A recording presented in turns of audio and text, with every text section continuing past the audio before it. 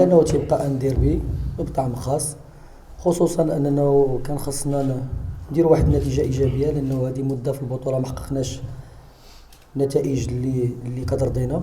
كان ضروري اليوم أننا خصنا نرضيو الجماهير ديالنا ونديرو واحد المقابلة اللي تكون بلا. الرجوع المقابلة كنظن الشوط الأول قدمنا شوط جيد، استحوذنا على مجريات المقابلة، كنا أكثر خطورة، سجلنا لا ميم شوز بالنسبة للدوزيام ميطون. يمكن بديناها بشكل جيد، سجلنا الهدف الثاني، يمكن لا بليبار دي مومون فور كانوا ديالنا في صالح ديالنا. كنظن ضروري من اللاعبين على القتالية ديالهم، على التركيز ديالهم طيلة المقابلة. الأهم ما كاين في المقابلة هو أكيد أنه 3 نقاط.